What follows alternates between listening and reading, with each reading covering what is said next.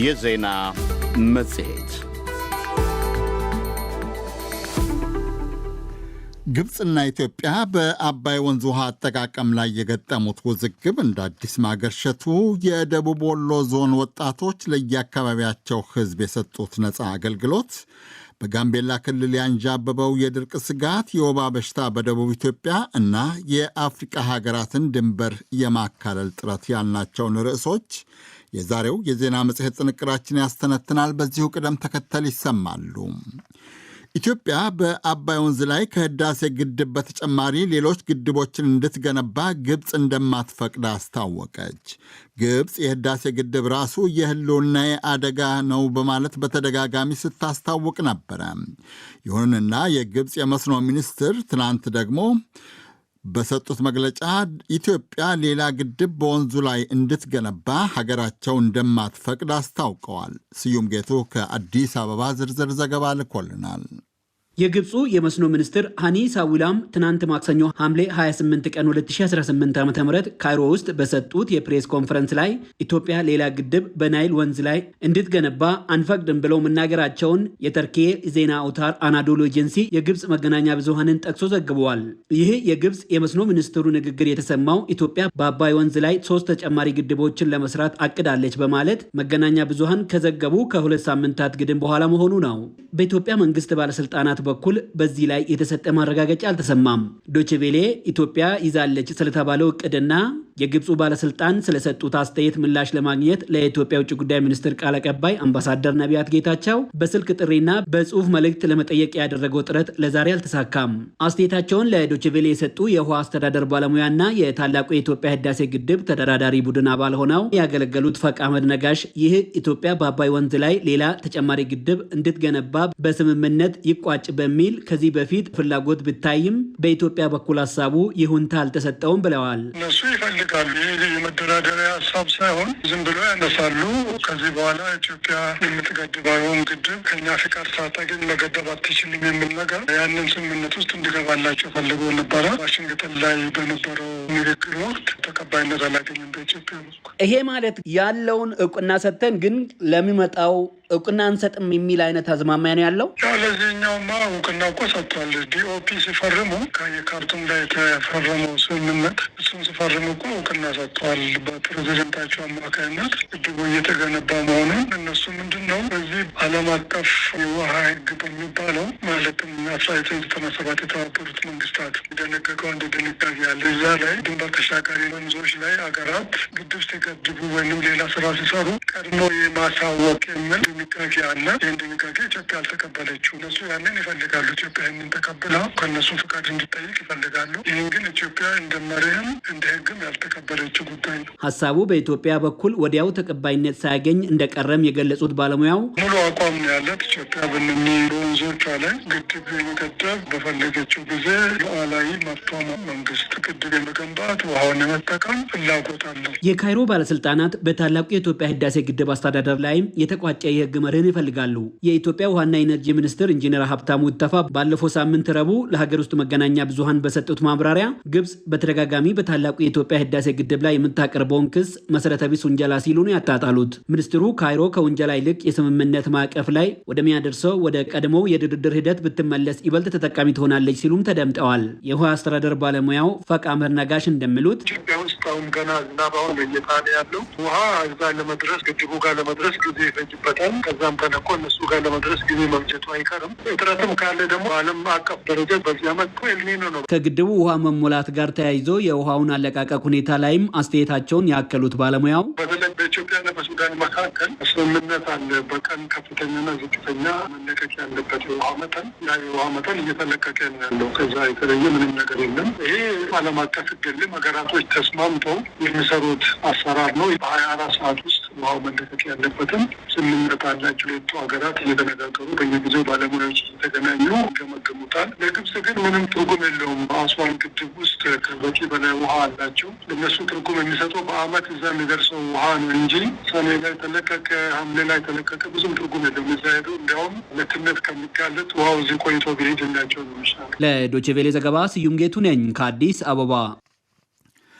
በደቡብ ወሎ ዞን በክረምት የበጎ ፍቃድ የተሰማሩ ወጣቶች የአቅመ ደካሞችን ቤቶች መጠገንን ጨምሮ ለአካባቢው ሕዝብ 1.4 ቢሊዮን ብር የሚገመት አገልግሎት መስጠታቸው ተነገረ። በዘንድሮው ክረምት ከ1 ሚሊዮን የሚበልጡ ወጣቶች የበጎ ፍቃድ አገልግሎት ሰጥተዋል። የኢትዮጵያ መንግሥት በአካባቢው አስተማማኝ ሰላም ለማስፈንና የወጣቶችን ተሳትፎ ለማጠናከር ትኩረት ሰጥቶ እንዲበረታ ወጣቶቹ ጠይቀዋል። ኢሳያስ ገላው ከደሴ ዝርዝር ዘገባ ልኮልናል። ወጣት አቡበከር አደም የደጋን ከተማ ነዋሪ ነው። በክረምት የወጣቶች በጎ ፈቃድ አገልግሎት አማካኝነት ከዚህ ቀደም ትኩረት ያልሰጠናቸውን የማህበረሰብ ክፍሎች መመልከት ችለናል ይላል። የክረምት በጎ ፈቃድ ይሄን ፖለቲካው ምናምን ተወው፣ ከእምነታችንም አንጻር ለተቸገሩ ሰዎች መድረስ ነው። እኔ በሞራሌም በመሬት በዚህ በምድራዊ ህይወቴም በጣም የተሻለ ነገር ነው ያገኘሁት። አንዳንድ የማህበረሰብ ክፍሎች በተለይ አቅመ ደካማ ቤት ግንባታ ላይ በፍጹም ዙረን የማናያቸውን ሰዎች ነው አሁን በዚህ ሰበብ ባለቤት ያደረግናቸው። በተደጋጋሚ ግጭት የሚስተዋልበት የአምባሰል ወረዳም ካሉት 23 ቀበሌዎች በአንዱ ውጫሌ ከተማ ላይ የክረምት በጎ ፈቃድ አገልግሎት በተለያዩ ዘርፎች በወጣቶች እየተሰጠ መሆኑን የፕሮግራሙ አስተባባሪ የሆኑት አቶ አያሌው መር ይገልጻሉ።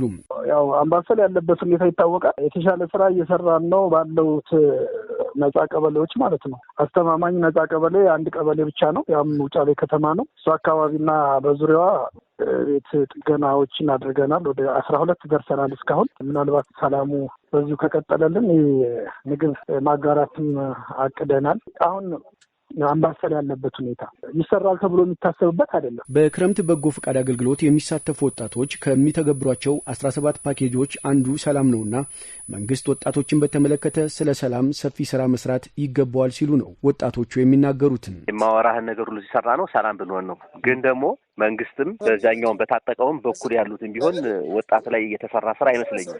ወጣትና መስኖ አንድ ነው ወንድሜ። በደንብ ከነገርከው በደንብ ካስተማርከው ይሰማሃል። የሆነ ሰው ደግሞ እዛ ደግሞ የሚያጣምም ሰው ደግሞ ኑሮ ደግሞ የሆነ ነገር ሲለው ደግሞ ክልብሽልበትና የሚገለበጥ ኃይል ነው። ወጣት ታውቀዋለህ። ስለዚህ ወጣት ላይ መንግስት ቀረብ ብሎ ቢሰራ ውጤታማ ይሆናል ብዬ አስባለሁ። ሌላው ስሙ እንዳይጠቀስ የፈለገ የውጫሌ ከተማ ወጣት በውጫሌ ከተማም የበጎ ፈቃድ አገልግሎቱን በስፋት የመስራት ፍላጎት ወጣቶች ቢኖራቸውም በወረዳው ያለው የሰላም ሁኔታ አስቸጋሪ መሆኑ ነው የሚገለጸው። ወጣት ማዕከል አለ እንደ ውጫሌ። እሱ አካባቢ ላይ ማህበራዊ ትስስርን መሰረት ያደረገ ብዙ ስራዎች፣ በትምህርት ቤትም እንደዚሁ በጣም ብዙ ወጣቶች እየሰለጠኑ ያሉበት ሁኔታ አለ። ከዛ ባለፈ ግን በሰላም ዙሪያ በምን በጣም ከባድ ስለሆነ ምንም ያነሳ ነውም አስቻይ ሁኔታ አይደለም። ምንም በ300-400 ሜትር ርቀት ነው ያለው ነገሩ ማለት ነው። የአንድ ወንዝ ተሻግራ የምታገኘው ሌላ አካል ነው። የክረምት በጎ ፈቃድ አገልግሎት በስፋት የሚሰራበት የሀይቅ ከተማም ከተለያዩ አካባቢዎች የተፈናቀሉ የሀገር ውስጥ ተፈናቃዮችን የሚደግፉ ወጣቶች በክረምቱ በሰላም ላይ እየሰሩ መሆናቸውን ወጣቱ ሱሌማን ጌታቸው ይናገራል። አሁን ለምሳሌ እነዚህ ተፈናቃዮች ሂደን ስናወያያቸው እጅግ በጣም የተሻለ ከኛም ከማንኛውም ማህበረሰብ የተሻለ ህይወት ያላቸው ቤት ያላቸው ንብረት ያላቸው ያ ነገር እየተቃጠለባቸው እንደዛ እየሆኑ ስለሆነ የሚመጡትና እዚህ ላይ ለዚህ የመጀመሪያ ስራችን ሰላም ላይ ነው። ሰላም ከሌለ እኛም መስራት አንችል። በደቡብ ወሎ ዞን 1 ሚሊዮን የክረምት በጎ ፈቃድ አገልግሎት ተሳታፊ ወጣቶች 1.4 ቢሊዮን ብር ግምት ያላቸው ስራዎችን በነጻ ሰርተዋል የሚሉት የዞኑ የክረምት በጎ ፈቃድ አገልግሎት አስተባባሪ የሆኑት አቶ ምስጋናው ደምሴ ናቸው። 1 ሚሊዮን በላይ ወጣቶችን ሞቢላይዝ ማድረግ ችለናል። 515 ቤቶች አቅመ ደካሞችን ቤት ገንብተናል። በ659 የሚሆኑ ደግሞ ቤት ጥገና ስራዎች ተሰርተዋል። በጥቅሉ ወደ 2045 የሚደርሱ ደግሞ ደም ልገሳዎች ተደርገዋል። ከ10,500 በላይ የሚደርሱ ደግሞ የተማሪዎችን የማጠናከሪያ ትምህርት ተማሪዎችን ማጠናከሪያ ትምህርት መስጠትና ችለናል። በብር ኦልሞስት እንግዲህ ወደ 1.4 ቢሊዮን አካባቢ ደርሰናል። አሁን እስከ ክረምቱ መጠናቀቂያ በሚዘልቀው የክረምት በጎ ፈቃድ አገልግሎት የአቅመ ደካሞችን ቤት መገንባት፣ ደም መለገስን ጨምሮ 17 አይነት ተግባራት እንደሚከወኑም ተነግሯል። ለዶይቼ ቬለ ዘገባ ኢሳያስ ገላው። በጋምቤላ ክልል ኒውዌር ብሔረሰብ ዞን በሚገኙ 5 ወረዳዎች በዘንድሮ ክረምት በቂ ዝናብ ባለመጣሉ ሰብል መሳቱን የዞኑ ነዋሪዎችና ባለሥልጣናት አስታወቁ። ነዋሪዎቹና የዞኑ አስተዳደር እንደሚሉት በዝናብ እጥረት ምክንያት ሰብል፣ አትክልትና ደኖች እየጠወለጉ ሌሎቹ ደግሞ እየደረቁም ነው። የኒውዌር ዞን ዝቅተኛ የመልክዓ ምድር አቀማመጥ ያለው በመሆኑ በደጋማ አካባቢዎች የሚጥለው ዝናብ ለወትሮው በዚህ ሰዓት በጎርፍ ያጥለቀልቀው ነበረ። ነጋሳ ደሳለኝ ከአሶሳ ዝርዝር ዘገባ አለው።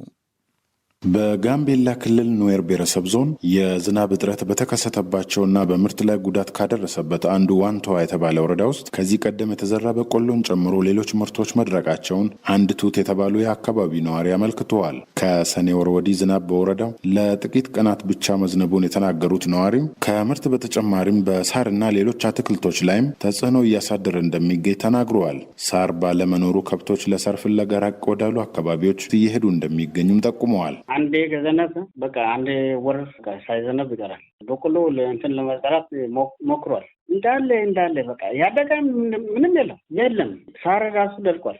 ራሱ የሚበሉ የለም። በዚህን ጊዜ ከብቶች ከመንደር ወደ የምኖርበት ቦታ የሚመጣ ጊዜው ከብቶች እዛው መንደር ላይ ናቸው። ወደ ቤት አልመጡ። በዚህ ምክንያት እስካሁን ደረቅ ነው። በዛ ጊዜ በዛው በሳር ምክንያት ወደዛ ወደ ባሮ ዳሩ ስለሚወስዱ ክረምት ውሃው ስለሚሞላ ይመጣሉ። እስካሁን እዛው ባሮ ዳር ናቸው። እዛ አካባቢ ምንም ሳር ስለሌለ ውሃ ስለሌለ በቃ ልጆች የሚበሉ ነገር ስለሌለ እዛ ባሮ ናቸው እስካሁን በዚህ ምክንያት። በዞኑ ላሬ የተባለ ወረዳም በዘንድሮ ክረምት የዝናብ መጠን አነስተኛ መሆኑንና በወር ለ2 እና 3 ለሚሆኑ ቀናት ብቻ የሚዘንብበት ወቅት እንዳለ ሌላው ነዋሪ ተናግረዋል። በዚህ ወረዳ የአካባቢው ማህበረሰብ በብዛት በሚያመርተው በቆሎ ምርት ላይ ጉዳት ማድረሱንም አመልክተዋል። በላሬ ወረዳም በተመሳሳይ ከምርት በተጨማሪ ሳርና ሌሎች አትክልቶች ማድረቁን ነዋሪው አብራርተዋል። አንዳንድ ጊዜው ይዘንባል፣ ግን በቂ አይደለም፣ ትንሽ ነው። እስካሁን ሰዓት የለም ማለት ነው። በቆሎ እኮ በጣም ጉዳት ያገኘበት ምንድነው ለዝናብ እጥረት ነው። በተከሰተው የዝናብ እጥረትም በምርት ላይ ጉዳት ማድረሱን የዞኑ ዋና አስተዳዳሪ የሆኑት አቶ ጃክ ዩሱፍ አመልክተዋል። በዞኑ በየዓመቱ ሚያዝያ መጨረሻ አንስቶ አካባቢው መካከለኛ ያሉት ዝናብ ያገኝ እንደነበር የተናገሩት የዞኑ ዋና አስተዳዳሪ አቶ ጃክ የዘንድሮ ክረምት ደግሞ ከመደበኛ ወቅት ዘግይቶ በሰኔ ወር እንደጀመረ ገልጸዋል። አካባቢው ዝቅተኛ የመሬት አቀማመጥ ያለው ስፍራ በመሆኑ ከዚህ በተቃራኒ ደግሞ ከዓመት በፊት ከደጋማ ቦታዎች ከፍተኛ መጠን ያለው ዝናብ ሲዘንብ የጎርፍና ወንዝ ሙላት ተጋላጭ ሆኖም እንደነበር አክለዋል። ብዙ ወረዳዎች ነው ድርቅ የገጠማቸው። ኦልሞስት አሁን የተዘራ ምርቶች አሉ፣ ግን እነዚህ ምርት የዘራ እንኳን በቂ ዝናብ ስለሌለ ብዙም ውጤት ይኖራል ብሎ አይጠበቅም። በአሁኑ ሰዓት አካባቢው ደግሞ እንደ ጂኦግራፊካል አቀማመጡ ወርዞ እንዳለ ከፍተኛ ኤሌቬሽን ላይ ነው የምትገኘው። ዝናብ ሲበዛ ደግሞ ጎርፍ ነው የሚሆነው አካባቢ። አሁን የተዘራ ምርትም ራሱ ወቅቱ የከፍተኛ ዝናብ ወቅት ስለሆነ ጎርፉ በሁለት ምክንያቶች ነው። አንደኛው በከፍተኛ ዝናብ ሲበዛ ለጎርፍ መሰረት ይሆናል። ሌላም ደግሞ ባሮ ወንዝ ሞልቶ ውሃ በሚወጣበት ጊዜ ለአካባቢው ጎርፍ ይሆናል። እነዚህ ሁለት ችግሮች በአንድ የመከሰት እድል አለ። ግን ከሰብልና ከከብቶች ጉዳት አንጻር በምናይበት ጊዜ ከብቶች ላይ ያሳድረው ችግር ትንሽ ነው ከሰብል አንጻር ሲነጻጸር። በአካባቢው በክረምት ወራት የዝናብ እጥረት በዚህ ልክ በ5 ወረዳዎች ላይ ሲከሰት ይህ የመጀመሪያው መሆኑም ተገልጿል። በጋምቤላ ክልል የባሮና ጊሎ ወንዞች ሙላት በየዓመቱ በወንዝ ዳርቻ የሚኖሩ ሰዎችን በክረምት ወራት ሲያጠቃ የነበረ ሲሆን ለእነዚህ ወንዞች ሙላት ከፍተኛ ድርሻ አለው የተባለው ከደጋማ አካባቢዎች የሚጥለው ከፍተኛ የዝናብ መጠን እንደሆነ ከዚህ ቀደም በኢትዮጵያ ሜትሮሎጂ ኢንስቲትዩት የጋምቤላ ክልል ቅርንጫፍ ጽሕፈት ቤት አመልክተዋል። ለዲ.ደብሊው ዘገባ ነጋሳ ደሳለኝ ከአሶሳ።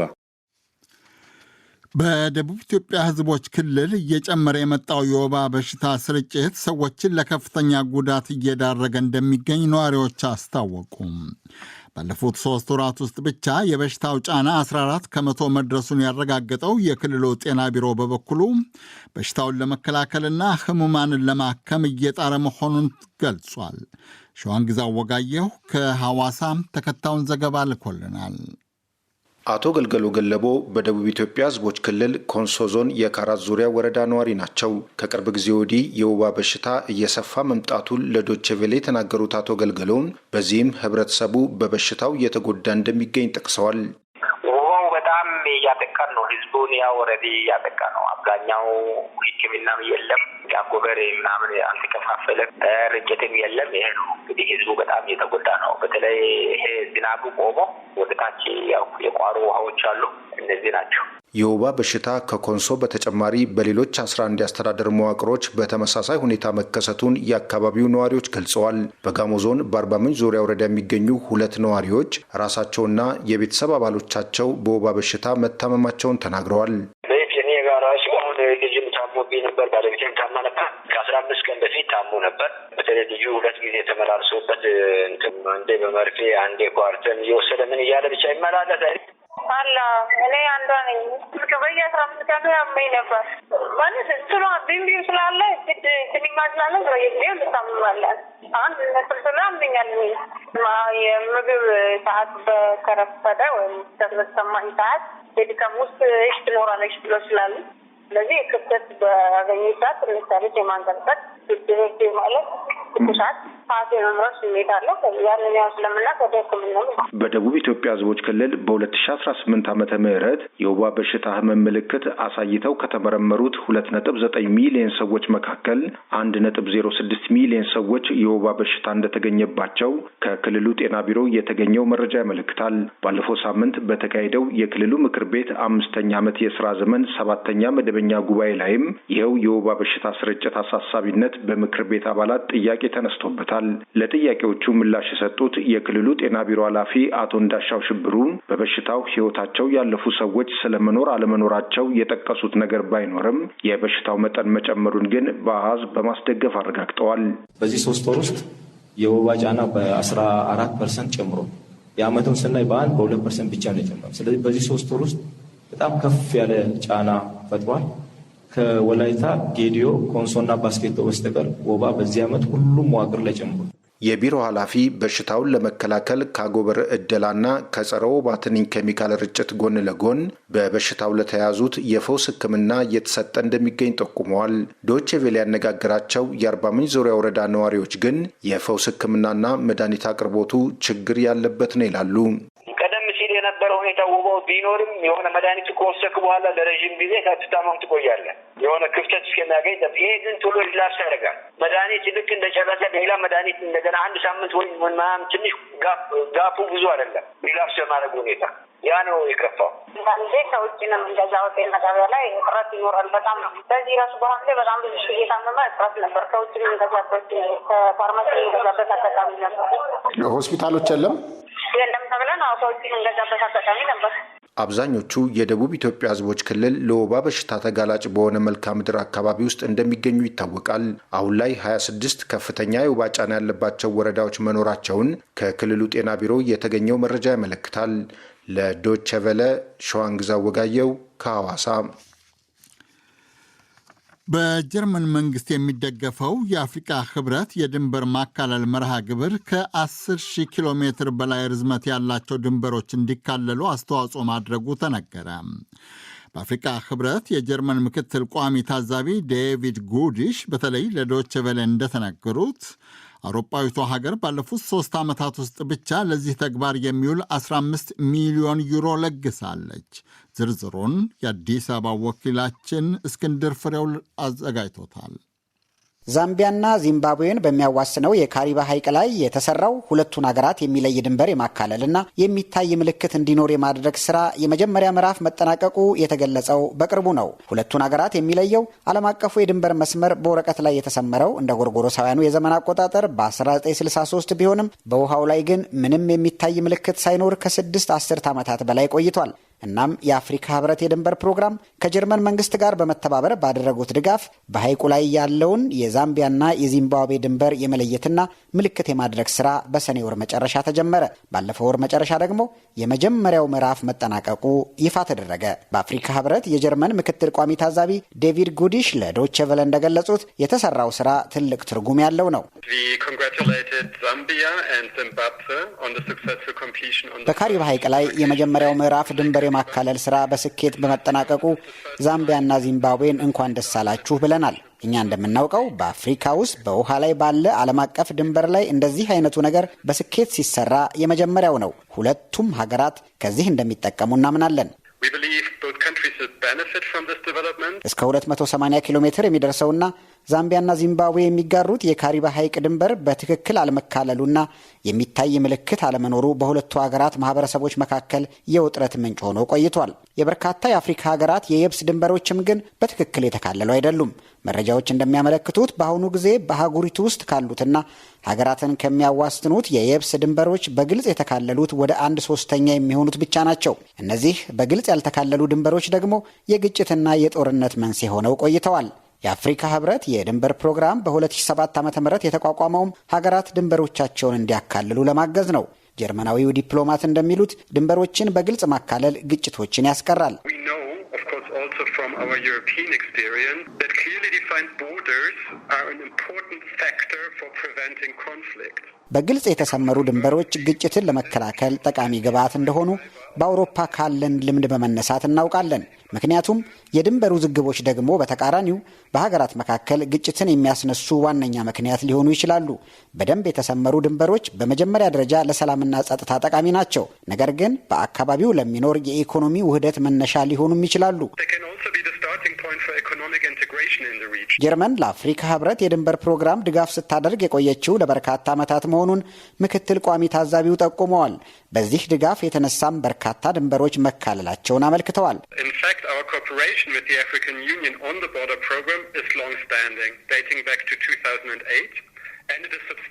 በእርግጥ ከአፍሪካ ህብረት የድንበር ፕሮግራም ጋር ያለን ትብብር ለረጅም ዓመታት የቆየና ከፍተኛ ነው። ለምሳሌም ባለፉት 3 ዓመታት ብቻ የሰጠነውን 15 ሚሊዮን ዩሮ የገንዘብ ድጋፍ ያካትታል።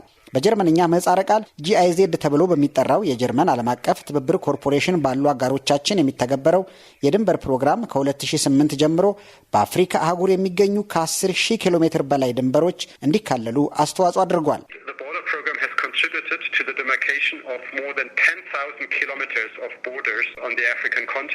ጀርመን ለአፍሪካ ህብረት የድንበር ፕሮግራም የምታደርገው ድጋፍ በሰላምና ጸጥታ ዘርፍ ያላት ትብብር አካል መሆኑንም ዴቪድ ጉዲሽ ተናግረዋል። ትብብሩ ከድንበር ፕሮግራሙ በተጨማሪ ለህብረቱ ኮሚሽን የሚደረገውን የአቅም ግንባታ ስራ እንደዚሁም በሳይበር ደህንነትና በጦር መሳሪያ ቁጥጥር ላይ የሚሰሩ ስራዎችን እንደሚያካትትም ገልጸዋል። ለአፍሪካ ህብረት የገንዘብና የቴክኒክ ድጋፍ ከሚያደርጉት ሀገራት ሁሉ ከፍተኛውን ድጋፍ የምታደርገው ጀርመን ናት። ለDW እስክንድር ፍሬው ከአዲስ አበባ።